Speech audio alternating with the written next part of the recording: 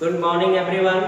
मैं सूरज study with SS classes के YouTube channel में एक बार फिर आपका बहुत बहुत स्वागत करता हूं। जैसा कि आपको मालूम है, हमने पिछले वीडियो में कहा था कि इस चैनल पे आपको मैथ, साइंस और इंग्लिश की क्लास भी मिलेगी। तो आज इंग्लिश में आप लोग टेंस पढ़ेंगे। आपने बचपन से बहुत बार कोशिश किए होंगे टेंस को पढ़ने या समझने के लिए, लेकिन हर बार आप नाकाम हो गए होंगे, नहीं समझ में आया होगा। बार बार आप टेंस से सोच रहे होंगे कि हमारी दोस्ती हो जाए, लेकिन हर बार आपकी दुश्मनी हो जा रही होगी।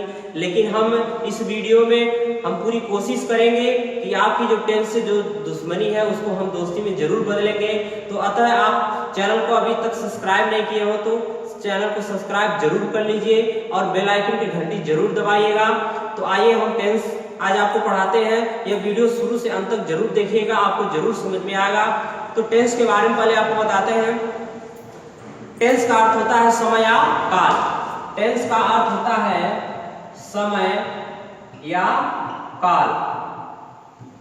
इसकी परिभाषा होती है जिस कार्य को करने पर कार्य के होने के समय का पता चले उसे हम टेंस कहते हैं। तो टेंस पढ़ने से कैसे आपको पूरा समझ में आएगा, इसके पहले आपको बेसिकली जानकारी बहुत जरूरी है कि जो टेंस की जो इमारत खड़ी है वो किस पिलरों पर खड़ी है, उसकी बेसिकली जरूरी है आपको बहुत जानना।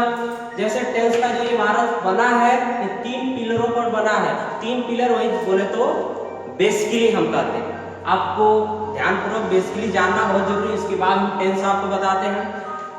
पहला क्या है, पहला पिलर जो खड़ा है आप टेंस को जो मजबूती दे रहा है वो क्या है, पहले आप में सब्जेक्ट, ऑब्जेक्ट और वर्ब आएगा।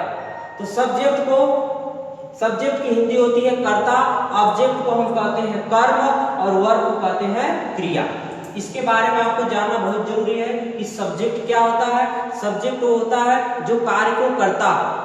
सब्जेक्ट क्या होता है, जो कार्य को करता है। ऑब्जेक्ट क्या होता है, जिस पर कार्य हो रहा है। और तीसरा है वर्ब। वर्ब क्या होता है, जो काम हो रहा है। ठीक है, जो काम हो रहा है उसको हम वर्ब कहते हैं। तो पहला ये है। दूसरा है फॉर्म ऑफ वर्ब, मतलब हमको फॉर्म की भी आवश्यकता पड़ेगी, जैसे कि फर्स्ट फॉर्म, सेकेंड फॉर्म और थर्ड फॉर्म। ये होता क्या है, जैसे जाना की इंग्लिश क्या होती है, go, went, gone. Go went gone होती है। तो गो आपका फर्स्ट फॉर्म हो जाता है और वेंट आपका सेकेंड फॉर्म और गॉन आपका थर्ड फॉर्म हो जाता है। तो वो आपको जानना बहुत जरूरी है। तीसरा इसमें आता है कि पर्सन के बारे में आपको बहुत जरूरी है जानना। फर्स्ट पर्सन, सेकेंड पर्सन और थर्ड पर्सन। फर्स्ट पर्सन में आपको क्या क्या आएगा, आई, वी और मी आपका फर्स्ट पर्सन में आता है। और यू सिर्फ आपका सेकेंड पर्सन में आएगा और थर्ड पर्सन में आपका आएगा ही, सी, इट, दे या किसी का नाम। नाम में आप किसी का भी हो सकता है, जेंट्स या लेडीज का किसी का भी नाम हो सकता है। ये हुआ थर्ड पर्सन। तो आप इस वीडियो को पूरा अच्छी तरह से देखिएगा। उम्मीद है कि आपको जरूर समझ में आएगा। हमने आपको बताया था कि टेंस को ध्यानपूर्वक आप जरूर पढ़ेंगे, तभी आपको समझ में आएगा। जैसे कि पहला हमने बताया सब्जेक्ट, ऑब्जेक्ट, वर्ब, दूसरा फॉर्म ऑफ वर्ब, तीसरा है पर्सन।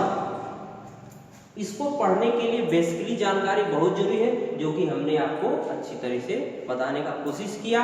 अब चलिए हम टेंस को पढ़ते हैं। टेंस कितने प्रकार के होते हैं, उसके कितने कितने भेद होते हैं। तो आपको सब्जेक्ट, ऑब्जेक्ट, जो वर्ब दिया इसका हम एक उदाहरण भी बता दें, आपको और समझ में आ जाएगा।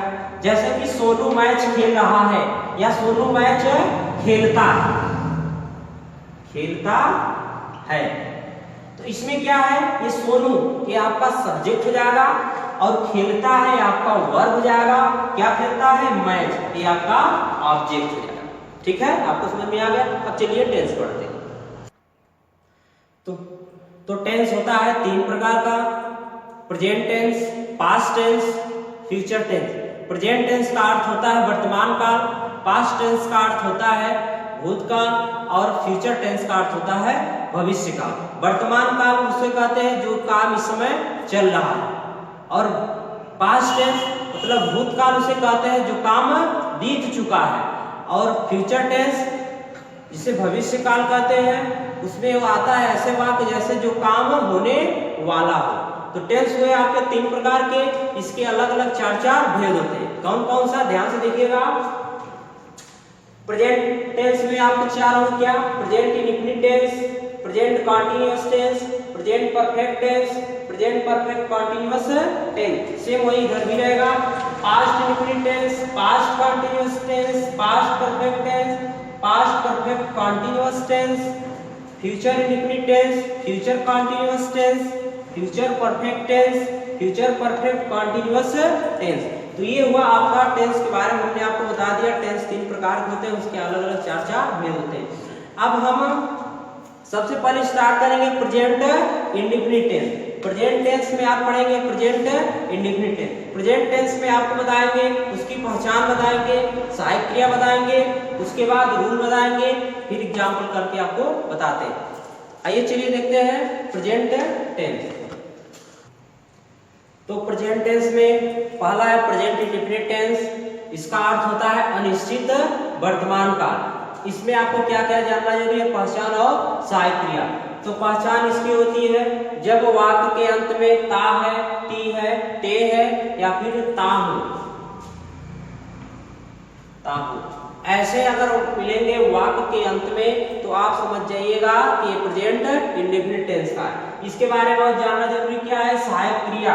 सहायक क्रिया को इंग्लिश में कहते हैं हेल्पिंग वर्ब। शॉर्टकट में उसको HB कहेंगे, ठीक है। सहायक क्रिया इसकी क्या होती है, डू और डज। 2 सहायक क्रिया होती है। डू का प्रयोग कब करेंगे, जब कर्ता बहुवचन हो, और डज का प्रयोग कब करेंगे, जब कर्ता एकवचन हो। इसके बाद नोट में से हम आपको एक नोट बता दे रहे हैं, क्योंकि ये प्रेजेंट इंडेफिनिट टेंस इसमें थोड़ा सा लंबा है, इसको ध्यान से आपको समझना है कि जब कर्ता एकवचन के साथ वाक्य क्या हो, साधारण। साधारण का मतलब क्या हुआ कि वाक्य एकदम साधारण होना चाहिए। जैसे प्रश्नवाचक शब्द नहीं होना चाहिए। प्रश्नवाचक शब्द क्या, क्या, क्यों, कब, कहां, कैसे, कौन, ये सब उसमें नहीं होना चाहिए, और नहीं शब्द भी नहीं होना चाहिए। एकदम वाक्य एकदम साधारण रहेगा। तो उसके लिए रूल क्या है, सब्जेक्ट लगाएंगे, फिर उसके बाद वर्ब की फर्स्ट फॉर्म में एस या ईएस लगाएंगे, फिर उसके बाद ऑब्जेक्ट लगाएंगे। मात्र 3 लगाएंगे, लेकिन इसमें डू या डज का प्रयोग नहीं होगा। कब नहीं होगा, जब कर्ता एकवचन के साथ वाक्य साधारण हो। इसमें कंडीशन क्या हो गया, एस या ईएस का प्रयोग हम कब करेंगे, उसके लिए हम आपको बता दे रहे पे। एस का प्रयोग, ईएस का प्रयोग कब करेंगे, जब लास्ट अक्षर क्या रहे, स्वर हो। लास्ट अक्षर स्वर हो। स्वर को इंग्लिश में कहते हैं वोवेल्स। स्वर में क्या क्या आएंगे, ए, ई, आई, ओ, यू, यही आता है ना, ए, ई, आई, ओ, यू। अगर ये 5 अक्षर जो है किसी के लास्ट में मिलेगा, जैसे जाना का क्या होता है, गो, जाना क्या होता है, गो, तो इसमें हम ईएस लगा देंगे, क्योंकि ये लास्ट में स्वर आया ना। दूसरा क्या, और भी बहुत से वर्ड आपको मिलेंगे, जब लास्ट अक्षर स्वर रहेगा तो उसमें यस लगा दीजिएगा। और एस का प्रयोग कब करेंगे, जब इन 5 में से लास्ट अक्षर न रहे तो वहां पे हम एस का प्रयोग करेंगे। जैसे कि खेलना, खेलना का क्या होता है, प्ले, प्ले में लास्ट अक्षर क्या है, वाई, क्या इन 5 में से मिला नहीं, तो क्या लगा देंगे, एस लगा देंगे। जैसे गाना, गाना, गाना क्या होता है, सिंग, सिंग होता है, सिंग, लास्ट में जी आया, क्या इसमें इन 5 में से लास्ट में कोई आया, तो इसमें भी हम एस लगा देंगे। तो ध्यान ये देना है कि जब लास्ट में क्या आया है, स्वर आया है, तो ईएस, स्वर नहीं आया तो एस, बस यही आपको ध्यान देना है। तो चलिए एग्जाम्पल देख लीजिए। एग्जाम्पल कोई भी ले लीजिए, जैसे वह घर जाता है, वह घर जाता है। चलिए स्कूल, वह स्कूल जाता है, वह स्कूल जाता है। एकदम साधारण दिख रहा है कि नहीं, इसमें नाट का मतलब नहीं शब्द नहीं है, एकदम साधारण है। तो इसके लिए जैसे हमने रूल बताया था उसी तरह चलिए। सबसे पहले क्या लगाएंगे, सब्जेक्ट। सब्जेक्ट क्या है, सब्जेक्ट कोई कर्ता करते हैं। कौन स्कूल जाता है, वह, तो वह का क्या आ जाएगा, ही। ये हो गया। इसके बाद वर्ब, वर्ब हमेशा वाक्य के अंत में रहता है, हमेशा वाक्य के अंत में रहता है। तो जाता, जाना क्या आता है? गो, तो उसमें गो हो गया। लास्ट में क्या आया? ओ, इसमें हम क्या लगा देंगे? ईएस। तो ही गोज टू, इसके बाद ऑब्जेक्ट क्या है? स्कूल, तो हम स्कूल लिख देंगे। आया समझ में? यही है जिस हिसाब से रूल हमने आपको बनाया है, रूल जिस हिसाब से रूल हमने बनाया है, तब इसी तरह आपको ट्रांसलेशन करना है। एक चीज और इसमें आपको कंफ्यूजन होगा कि कर्ता एकवचन बहुवचन क्या होता है, तो इसके बारे में भी हम आपको बता दे रहे हैं, ये ध्यान से देखिएगा। एक वचन में क्या क्या आएंगे कर्ता? चलिए, एक वचन कर्ता, एक वचन कर्ता, एक वचन कर्ता में जैसे ही,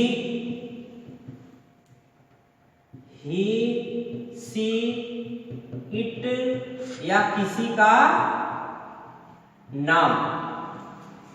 ही, सी, इट या किसी का नाम एक कर्ता एक वचन होता है। और बहुवचन कर्ता किसे कहते हैं?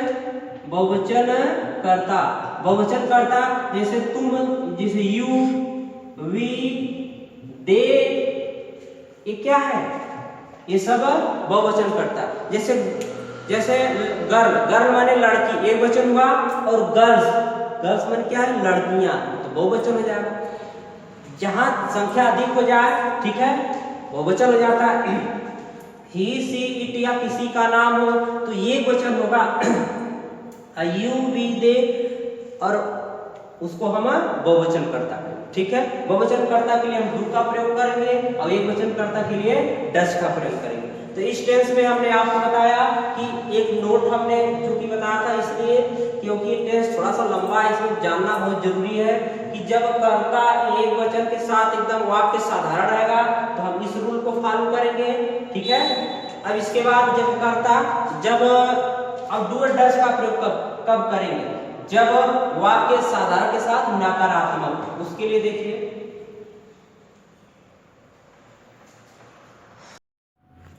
तो देखिए अफर्मेटिव एंड नेगेटिव सेंटेंस, साधारण एवं नकारात्मक वाक्य। अफर्मेटिव हम साधारण कहते हैं, नेगेटिव को नकारात्मक कहते हैं। हमने आपको सिंपल में आपको बता दिया था कि जब सेंटेंस एकदम सिंपल रहे तो उसके लिए सब्जेक्ट, फिर वर्ब की फर्स्ट फॉर्म में एस, फिर उसके बाद ऑब्जेक्ट लगाएंगे। लेकिन जब भी सेंटेंस नेगेटिव में आएगा उसके बाद डू या डज लगने लगेगा। जैसे कि रूल क्या है? पहले सब्जेक्ट लगाएंगे, फिर हेल्पिंग वर्ब, हेल्पिंग वर्ब वही डू या डज, फिर नॉट का प्रयोग करेंगे, फिर वर्ब की फर्स्ट फॉर्म में अब ऐसे इसका प्रयोग नहीं होगा, फिर उसके बाद ऑब्जेक्ट लगाएंगे। तो पहला एग्जांपल कोई भी आप अपने दिमाग से ले सकते हैं, जैसे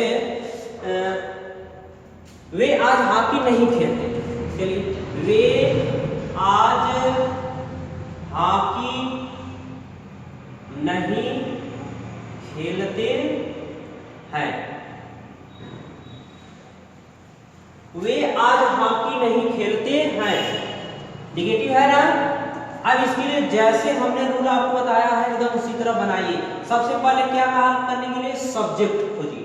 सबसे पहले सब्जेक्ट देखिए, अभी हमने आपको सब्जेक्ट और वही कर्ता, एक वचन बहुवचन के बारे में आपको अच्छे से बताया। तो कर्ता क्या हो जाएगा? दे, वे का क्या हो जाएगा? दे। दे के बाद उसके बाद कहा हेल्पिंग वर्ब लगाने के लिए, हेल्पिंग वर्ब हम लगाएंगे, डू लगाएंगे, डज। तो आप कर्ता को देखेंगे कि बहुवचन करता है तो बहुवचन के लिए डू का प्रयोग करेंगे। उसके बाद नॉट, नॉट लगाना है, नई शब्द है हो जाएगा नॉट। इसके बाद वर्ब की फर्स्ट फॉर्म, वर्ब हमेशा, वर्ब कोई क्रिया कहते हैं, वर्ब हमेशा वाक्य के अंत में होता है। तो क्या अंत में है? खेलते हैं, तो खेलना क्या होता है? प्ले, प्ले हो गया। उसके बाद ऑब्जेक्ट, ऑब्जेक्ट लगाए क्या? प्ले द हॉकी, हॉकी हो गया। इसके बाद आज, वाक्य में आपको आज शब्द दिख रहा है, आज रहे नहीं तो कल रहे। इसकी इंग्लिश हमेशा जब सेंटेंस बनाते हैं तो अंत में लिखते हैं। आज का क्या हो जाएगा? Today, today. आया समझ में? जैसे जैसे रूल था उसी तरह हम इसको बनाए हैं। अब चलिए इंट्रोगेटिव सेंटेंस, इंट्रोगेटिव सेंटेंस देखिए, ध्यान से देखिएगा। तो अब इंट्रोगेटिव सेंटेंस देखिए, इंट्रोगेटिव सेंटेंस का अर्थ होता है प्रश्नवाचक वाक्य। प्रश्नवाचक वाक्य आपको दो तरीके से मिलेंगे, जैसे कि एक जब प्रश्नवाचक शब्द पहले हो और एक प्रश्नवाचक शब्द जब बीच में हो। प्रश्नवाचक शब्द किसे कहते हैं, क्या होता है प्रश्नवाचक शब्द उसे, जैसे कि क्या, क्यों, कब, कहां, कैसे, कौन, ये क्या है प्रश्नवाचक शब्द है। तो जब वाक्य दो कंडीशन हमने बताया इंट्रोगेटिव में, तो हम पहला कंडीशन बताया क्या है कि जब वाक्य क्या से शुरू रहे, क्या से शुरू रहे तो उसके लिए क्या नियम लगाएंगे। उसके लिए नियम आपका वही रहेगा जो भी हमने आपको निगेटिव में बताया, सिर्फ चेंजिंग क्या होगा, चेंजिंग क्या होगा कि सब्जेक्ट जो है हेल्पिंग वर्ब के यहाँ चला जाएगा, हेल्पिंग वर्ब सब्जेक्ट के यहाँ चला जाएगा, बस यही चेंज कर देना। पहले आप हेल्पिंग वर्ब लगा दीजिएगा, उसके बाद सब्जेक्ट लगा दीजिएगा। ऐसे समझ में। तो उसके लिए चलिए एग्जांपल कोई भी देखिए, आपके दिमाग में कोई भी एग्जांपल हो तो आप बता सकते हैं। जैसे कि क्या तुम आज बाजार नहीं जाते हो, क्या तुम आज बाजार नहीं जाते हो, नहीं जाते हो। अब प्रश्नवाचक आ गया, तो जैसे जैसे रूल कर रहा है उसी तरह बनाएंगे। तो सबसे पहले हेल्पिंग वर्ब लगाएंगे, हेल्पिंग वर्ब खोजेंगे डू और डज है तो डू लगाएंगे डज लगाएंगे। तो डू डज का फैसला कौन करेगा, कर्ता करेगा। जब कर्ता है वचन तो डज, अब बहुवचन है तो डू का प्रयोग करेगा। तो कर्ता इसमें खोजेंगे क्या है तुम यू बहुवचन है, बहुवचन के लिए क्या लगेगा डू। तो सबसे पहले डू लगाएंगे, उसके बाद सब्जेक्ट क्या हो गया यू, फिर क्या है नॉट, नहीं शब्द है इसमें। देखिए प्रश्नवाचक में ये आपको ध्यान देना है कि जब नहीं शब्द रहे तो नॉट का प्रयोग करिएगा, और जब नहीं शब्द नहीं है तो नॉट का प्रयोग नहीं करिएगा। तो नॉट है, नॉट हमने लगा दिया। वर्ब की फर्स्ट फॉर्म, वर्ब हमेशा वाक्य के अंत में जाना, जाना क्या आ जाएगा गो टू। ऑब्जेक्ट क्या है मार्केट, आज है, आज की इंग्लिश है, हमेशा वाक्य उसके अंत में हो गया टुडे। एक चीज हमने आपको बताया कि नॉट का प्रयोग, इसी को ध्यान देना। जब भी प्रश्नवाचक वाक्य मिले तो हम रूल में तो नॉट लगा लिख दे रहे हैं, लेकिन अगर नहीं शब्द है तो आप नॉट का प्रयोग करिएगा, और जब नहीं शब्द वाक्य में नहीं है तो नॉट का प्रयोग नहीं करेगा, आगे चले जाएगा। ठीक है, ये था रूल नंबर पर। अब देखिए जैसे कंडीशन नंबर पर, दूसरा कंडीशन क्या है कि जब प्रश्नवाचक शब्द कहां हो, वाक्य के बीच में हो। प्रश्नवाचक शब्द बीच में हो, बीच में, तो उसके लिए नियम देखिए, उसके लिए भी रूल यही है, सेम यही रूल रहेगा। सिर्फ चेंज क्या कर देना, आगे उस प्रश्नवाचक शब्द की इंग्लिश लिख देनी है। वही प्रश्नवाचक शब्द जिसको आप WH प्रोनाउन कहेंगे, WH प्रोनाउन में क्या आएगा, क्या, क्यों, कब, कहां, कैसे। ठीक है, इसी की इंग्लिश पहले लिख देना है। तो हम आपको ऐसे लिख दे रहे हैं WH, आप समझिएगा कि प्रोनाउन। ठीक है, यही आपका रूल है। WH प्रोनाउन में कैसे आएंगे, जैसे what, where, who, how, when, यही है आपका WH प्रोनाउन। उसके लिए कोई एग्जांपल देखिए, आपको अभी समझ में आ जाएगा। उसके लिए एग्जांपल कोई भी देख लीजिए, जैसे तुम आज किताबें क्यों नहीं पढ़ते हो, तुम आज किताबें क्यों नहीं पढ़ते हो, तुम आज किताबें क्यों नहीं पढ़ते हो। अब प्रश्नवाचक शब्द इसमें कहा गया, वाक्य के बीच में आ गया। तो रूल हमने बताया है, इसी को WH प्रोनाउन कहेंगे। तो क्यों की इंग्लिश होती है व्हाई। तो जैसे जैसे रूल कहा है उसी तरह हम लिखेंगे। रूल ने कहा कि सबसे पहले WH प्रोनाउन की लिखिए, चलिए तो व्हाई, क्यों का हो जाएगा व्हाई। उसके बाद हेल्पिंग वर्ब लगाइए, तो कर्ता देखेंगे क्या है यू, तुम की इंग्लिश होती है यू, बहुवचन है, बहुवचन के लिए क्या लगाएंगे डू, व्हाई डू। इसके बाद सब्जेक्ट क्या आ जाएगा यू, नॉट, नॉट लगाना है तो नई शब्द है तो नॉट लगा देंगे। फिर उसके बाद क्या लगाना है मेन वर्ब की फर्स्ट फॉर्म, तो पढ़ना क्या होता है रीड। उसके बाद ऑब्जेक्ट क्या है किताबें, हो जाएगा द बुक्स। एक किताबें नहीं है, किताबें, बुक्स हो जाएगा। इसके बाद टुडे। ये हुआ आपका ट्रांसलेशन हमने सभी नियमों पे आपको बता दिया है कि सिंपल है तो उसके लिए रूल क्या लगेगा, और जब निगेटिव रहे तो उसके लिए नियम क्या लगेगा, और जब इंट्रोगेटिव रहे तो उसके लिए क्या। रूल हमने आपको सिर्फ इसमें दो बताया। चेंजिंग क्या था, जब एकदम सिंपल वाक्य था तो उसमें सिर्फ सब्जेक्ट लगाया, फिर वर्ब की फर्स्ट फॉर्म में एस या एस का प्रयोग किया। उसके बाद जब ही निगेटिव आया, निगेटिव हमने क्या किया, तब उसके बाद subject, helping verb, not, main verb की फर्स्ट फॉर्म, उसके बाद ऑब्जेक्ट। इंट्रोगेटिव में क्या था, रूल आपका वही था, सिर्फ सब्जेक्ट की जगह हेल्पिंग वर्ब और हेल्पिंग वर्ब की जगह सब्जेक्ट का प्रयोग किया। उसके बाद उसमें दूसरा कंडीशन क्या था कि जब प्रश्नवाचक शब्द बीच में हो, उसका प्रयोग हमने कैसे किया, उसी को हम WH प्रोनाउन भी कहते हैं। उसी की इंग्लिश पहले लिखकर फिर उसी नियम पे हम बना देंगे। मुझे उम्मीद है कि अब वीडियो आप पूरा अंत तक देखेंगे तो जरूर समझ में आएगा, टेंस जरूर आपको समझ में आएगा। इसके बाद हम इसमें आपको कुछ होमवर्क दे रहे हैं, होमवर्क आप करके दिखाइएगा, उसको आप कमेंट बॉक्स में दीजिए, ठीक है। तो देखिए आपको प्रेजेंट इंडेफिनिट टेंस में हमने आपको होमवर्क भी दे दिया है। पहला है वह एक पत्र लिखता है, दूसरा गाय आज दूध नहीं देती है, तीसरा है क्या तुम स्कूल नहीं जाते हो, चौथा है तुम कपड़े क्यों नहीं धोते हो। इसको ध्यानपूर्वक देख लीजिए। इसके बाद आप इसका ट्रांसलेशन करके कमेंट बॉक्स में जरूर दीजिएगा। और हाँ, ये वीडियो पसंद आए तो आप उसको लाइक करिएगा और अपने करीबी दोस्तों को जरूर शेयर करिएगा, क्योंकि उनको भी यह लाभ मिल सके। ऑल द बेस्ट, धन्यवाद।